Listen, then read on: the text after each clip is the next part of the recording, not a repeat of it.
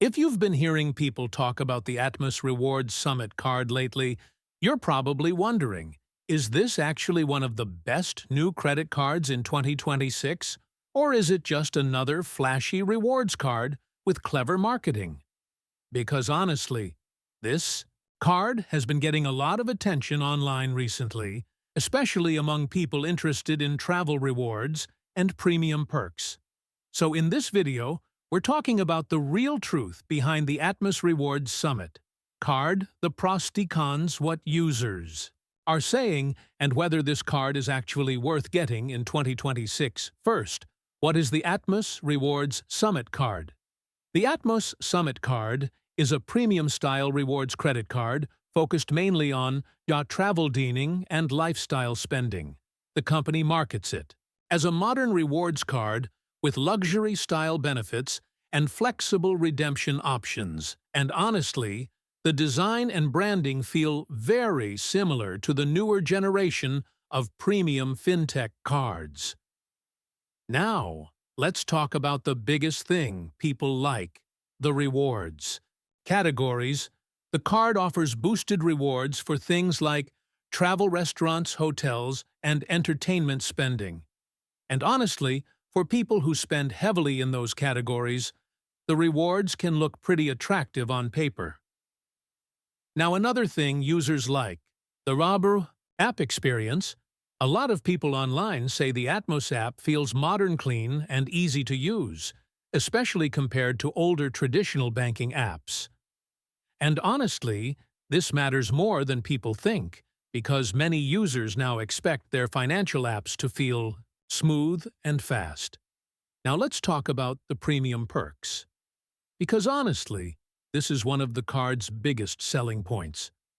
Depending on the membership, tier users may get benefits like travel protections, lounge-style perks, exclusive offers, and lifestyle rewards. And honestly, Atmos clearly wants this card to compete with premium travel cards from larger banks. Now let's talk about the big criticism, because honestly, this is where many users become skeptical. A lot of people online still question the long-term value and stability of newer fintech reward cards, especially compared to established companies like American Express, Chase, or Capital One. Some users worry about future devaluations, reward changes, or limited customer support experience. And, honestly, those concerns are understandable.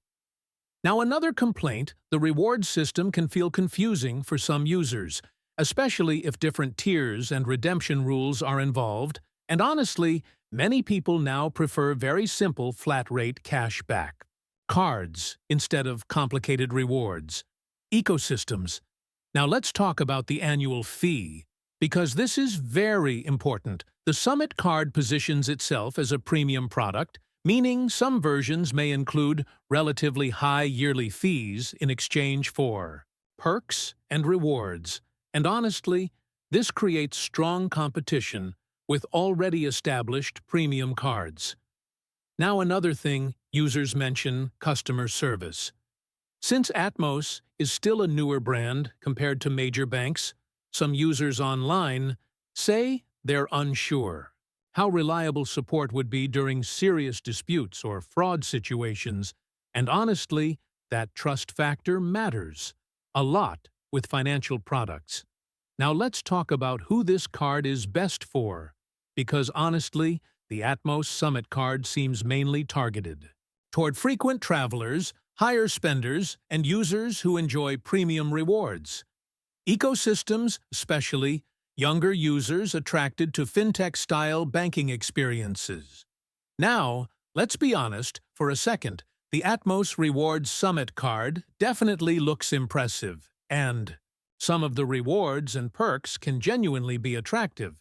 But honestly, whether it's the best credit card depends heavily on how much you spend and how well you use the benefits. Because premium cards only become valuable if you consistently maximize the rewards and perks. So to wrap this up, the Atmos Rewards Summit Card could absolutely be interesting for people wanting travel rewards premium perks and a modern fintech-style experience.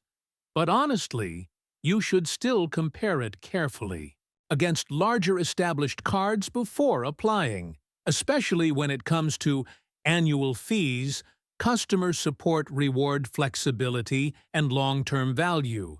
Because while some users think Atmos could become a serious competitor in the premium card space, others still prefer sticking with more proven credit card ecosystems in 2026.